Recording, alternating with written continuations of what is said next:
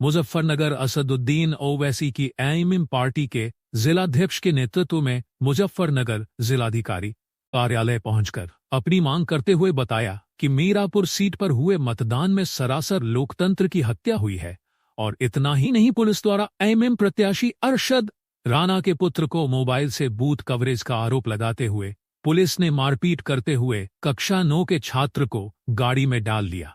वहीं पूरे प्रकरण पर रोष व्यक्त करते हुए चुनाव दोबारा कराए जाने की मांग की है। क्या पूरा मामला है बताइए। कल की शिकायत को लेकर है जो सबके सामने नंगा नाच किया गया, लोकतंत्र की हत्या की गई और प्रशासन के लोग गोली ऊपर से पिस्टल लहरा रहे हैं, गोली मारने की धमकी दे रहे हैं। जो लोग वोट डालने के लिए आ रहे थे उनके लिए इस तरीके से इंतजाम कर रहे थे जिस तरह को बड़ा आतंकवादी आने वाला हो। 1-1 किलोमीटर तक रास्ते बंद कर रखे थे, खासतौर से जो मुस्लिम बस्तियाँ थी वहाँ गली से निकलने नहीं दिया जा रहा था। विधायक जी हम लोग जाते थे 2-4 मिनट के लिए खोल देते थे, उसके बाद फिर वही अपना गुंडागर्दी शुरू हो जाती थी। कई जगह लोगों के साथ बदतमीजी की गई, खासतौर से बुजुर्गों के साथ, बुजुर्गों को मारपीट किया गया और जो बच्चे थे उनके साथ बदतमीजी की गई। और जो हमारे मुल्क का सबसे मजबूत स्तंभ है मीडिया कर्मी, लोगों के साथ बदतमीजी की गई, उन्हें धक्के मुक्की दिए गए। अगर आपने न्यूज़ देखी भी हो तो ये जो हो रहा है हमारे मुल्क के अंदर, एक बिल्कुल बीच में दीवार खड़ी करने की कोशिश की जा रही है, मुस्लिम हिंदुओं को बांटने की कोशिश की जा रही है। वन साइड चुनाव कराया गया खुल्लम खुल्ला, सबको मालूम है। अगर आज प्रशासन के लोग या वे लोग जो सेकुलर के अंदर अपना जहन रखते, जिनका मिजाज है, वो भी अगर आप चुप रहेंगे तो शायद फिर कुछ होने वाला नहीं है। मैं तो ये कहना चाहूँगा जितने भी प्रत्याशी थे, जिन लोगों ने चुनाव लड़ाया, जो इस पार्टियाँ थी, उन सबको आगे आना चाहिए, अपनी बातें रखनी चाहिए, क्योंकि संवैधानिक हक है हमारा वोट डालने का। जब वोट डालने नहीं दिया जाएगा फिर बचेगा क्या। अब मेमोरेंडम दिया है, किस तरह की मांग करती है आप? हमने इसके अंदर की मांगी की है, सबसे पहले तो चुनाव को दोबारा कराया जाए, क्योंकि चुनाव हुआ ही नहीं, चुनाव का मजाक उड़ाया गया है, संविधान का मजाक उड़ाया गया है। और हमारे जो विधायक जी थे अरशद राणा साहब, इनके बच्चा है 9th क्लास के अंदर पढ़ता है, उस बच्चे को मारा पीटा गया जबकि उसको कोई कसूर नहीं था। मैं वहाँ पर खुद मौजूद हूँ, मेरे साथ भी धक्का मुक्की की गई, मैं पार्टी के जिला अध्यक्ष हूँ। इसी तरीके से विधायक के साथ की गई, उस बच्चे को पकड़ के ज़बरदस्ती कई मुस्टंडे आते हैं और कार के अंदर डाल। बूथ के बाहर वीडियो बनाने का आरोप लगाया जा रहा है। गलत, बिल्कुल। मैं खुद वहाँ पे मौजूद था और चलिए खैर, अगर वीडियो बना रहा था क्या इस तरह बदतमीजी करेंगे हम किसी बच्चे के साथ में, जबकि वहाँ से बूथ बहुत दूर था, वो तो मेन रोड से पब्लिक जा रही है और भी कोई जा रहे हैं, वो भी उधर से गाड़ी के अंदर जा रहे थे। ये जो हो रहा है बहुत गलत हो रहा है, इस तरह नहीं होना चाहिए।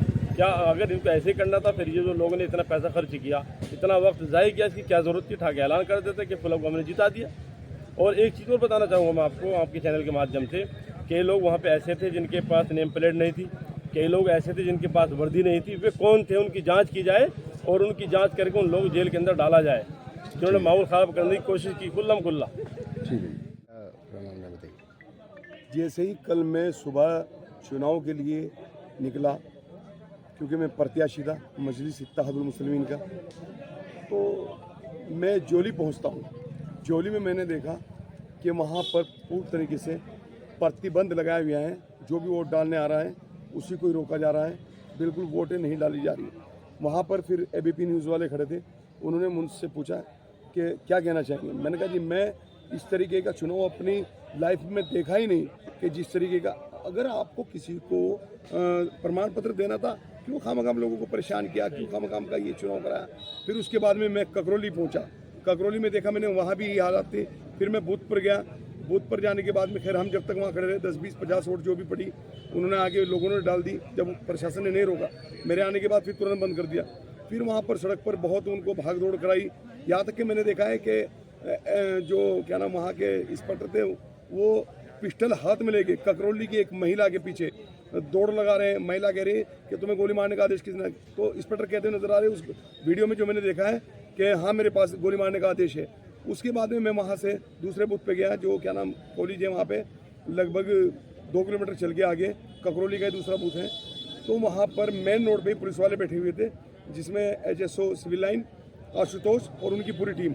तो वहाँ से मैं गाड़ी में से उतर के अंदर चला गया, मैं और जिला अध्यक्ष जी। हम बूथ तक भी जाने नहीं पाए, इतनी देर में मेरे ड्राइवर का मेरे पास फ़ोन आ गया कि राणा जी आपके बेटे को उन्होंने बुला के थप्पड़ मारे हैं और HSO जो सिविल लाइन है उसने एक लट मारा है। तो फिर उसके बाद में मैंने आगे पूछा, मैंने कहा साहब इस तरह के एक बच्चा है 9th क्लास का, 13 साल की उम्र है, आप उस पर ये जुल्म क्यों किया। उसके इतना मेरे कहने पे फिर तो बच्चे के ऊपर ऐसे टूट पड़े कि उसके साथ में जितना अत्याचार हुआ ऑन कैमरा आपने देखा है, सारी चीज़ें मुझे कहने की जरूरत नहीं। एक क्रिमिनल और जैसा व्यवहार मेरे बेटे के साथ किया गया। मेरा बेटा सदमे में है क्योंकि वो 9th क्लास में है। मैं चाहता हूँ कि वक्त रहते हुए उन सब पर कार्रवाई होनी चाहिए कानूनी। और उत्तर प्रदेश के मुख्यमंत्री से भी ये मांग करता हूँ। और दूसरी मांग मेरी ये है कि जो चुनाव हुआ है उस चुनाव को दोबारा कराया जाए, क्योंकि चुनाव नहीं हुआ, चुनाव के नाम पर एक बदनुमा दाग मानिए आप। जिस तरीके से ये चुनाव कराया गया है, मतलब इस तरह बैरिकेड करके लोगों को बिल्कुल बंद कर दिया गया। कितना % वोट हुआ है आप देखिए मुस्लिम क्षेत्रों में जाके, किस तरीके आप मुस्लिमों का आकलन करिए। जो लोग कल 70-80% वोट करना चाह रहे थे उनका वोट ही नहीं करने दिया गया।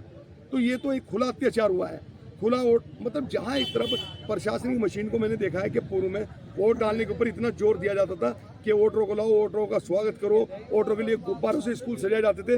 आज उन्हीं वोटरों पर पिस्टल तानने पर मजबूर हो गई ये प्रशासन, पुलिस। आखिर ऐसी क्या मजबूरी थी